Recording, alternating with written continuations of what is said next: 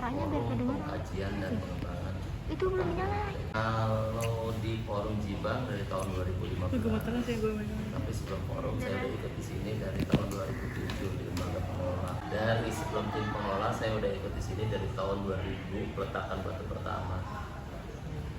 Dari sebelum peletakan batu pertama saya udah ikut dari tanggal 6 September 97 sebelum ada perkampungan budaya.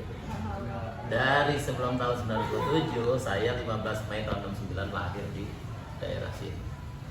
Berarti emang lahir di sini terus tinggal di daerah sini? Di sana lahirnya karena di sini dulu sawah. Oh iya, maksudnya sekitaran sini. Ya, ada di RW 9. Kalau kita di RW 8, saya di RW 9.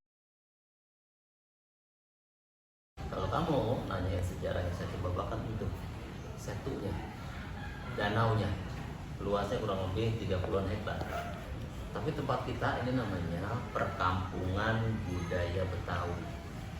Lokusnya memang Setu Babakan salah satunya. Ada Setu Mangga Bolong, ada Setu ISTN. Perkampungan Budaya Betawi luasnya kurang lebih 289 hektar. Lumayan luas. Yang tempat ini memang ada keinginan dari tokoh-tokoh masyarakat Betawi agar budaya Jakarta, dari budaya ibu kandungnya ini, dari budayanya orang Betawi jangan sampai hilang. Maka dicari tempatnya. Dari beberapa tempat ini yang dianggap, singkat cerita, ini yang dianggap yang lebih memenuhi syarat.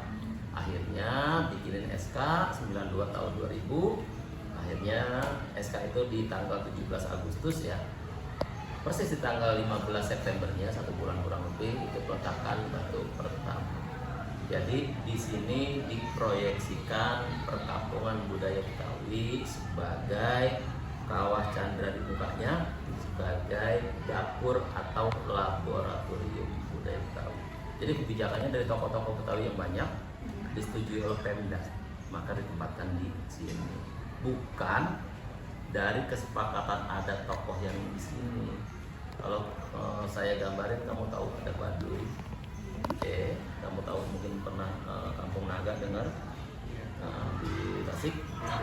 Nah itu kan karena tetua adat dari turun temurun. Kampung kita ini harus begini, nggak boleh begini, nggak boleh begitu, dan seterusnya. Tapi ini enggak. Ketika tokoh-tokoh sepakat, Pemprov sepakat, ayo bikin di sini, ada sosialisasi, maka kita bikinlah Perkampungan Budaya Betawi. Berarti kalau misalnya satu ini dari tahun berapa Pak? 2000? Kalau Perkampungan Budaya Betawi dari tahun 2000, peletakan batu pertama 15 Mei. Tapi kalau Setu, danaunya Setu Babakan itu dari zamannya Kestlin punya anak buah namanya Mr. Cornelis 1830. Konon Setu itu, Setunya ya, termasuk yang di bawah kita ini dulu Setu, konon begitu, itu mulai dibuat. Ada cerita. Berarti kalau satu ini dari tahun 1830, cuma Sekitar itu Perkampungan Budaya Betawinya tahun 2000. Terus Pak, kan kita kalau misalnya warga lokal ya, kalau ngomongin tentang arsitektur Betawi biasanya cuma tahu yang kayak rumah adat kebaya kayak gitu ya Pak. Jenis rumah kebaya atau rumah apa jenis rumah gudang, jenis rumah joglo atau dimasang gitu segala macam. Itu ada desain yang bagi desain itu perencanaan itu memang ada. Itu pasti banyak orang yang kita misalnya insinyur hanya tokoh Betawi juga. Tapi itu dalam konsep rekap cipta, membuat sesuatu rumah yang kita maksud ini di tempat ini, bukan yang ada di kampung-kampung. Jadi saya ingin jelasin bahwa rumah-rumah yang jenis-jenis Betawi tadi yang ada di kampung-kampung itu belum mendapat saya literatur yang menuliskan bahwa ada seseorang yang secara khusus disebut menemukan jenis rumah. Kalau di Setu sendiri berarti di sini ada rumah adat apa gitu? Tiga tadi ya? Tiga tadi ada. Bahkan ada yang nuansa rumah sisir atau rumah panggung pun kita ada. Ini kan bangunan kita kondisiin. Terus lagi di apa sih kita nyebutnya Kampung Bang Mating di pulau itu tengah-tengah Setu Babakan, itu juga ada rumah tinggi yang kita gayakan bahwa itu adalah rumah model atau tipe sisir misalnya nanti tinggi itu ada. Itu di situ nanti kalau tingkat sana bisa Pak? Ya untuk saat ini barangkali secara khusus ya, kalau pelajar secara khusus bisa dikomunikasikan bersama UPK itu bisa aja. Tapi untuk masyarakat umum kita belum, kita lagi cari waktu yang pasnya, kapan, pola bukanya itu gimana, apakah terbatas atau memang sudah buka aja orang berkunjung secara umum gitu. Nah untuk pelajar barangkali bisa diatur jadwalnya karena ada berkaitan dengan apa nilai-nilai edukasi ya pendidikan. Terus kalau misalnya kita mau ke sana, Pak, itu memang udah ada kayak semacam materinya gitu atau kita kalau misalnya pengen tahu kita harus nanya gitu, Pak? Ya untuk saat ini kita belum sangat kuat, ya artinya lebih baik gitu dengan pendamping ya, atau pemandu sehingga bisa jelasin di daerah Betawi pesisir ini jenis rumahnya kayak begini kenapa dan seterusnya. Rumah-rumah di daerah Betawi Tengah ini ada jenisnya, fungsi dan lain-lainnya. Begitu juga daerah Betawi Pinggir. Artinya apa yang kita representasikan di pulau itu sebagai apa ya seolah-olah taman mininya orang Betawi ya memang belum lengkap banget. Tapi kalau dari bangunan-bangunan sudah cukup memenuhi syarat.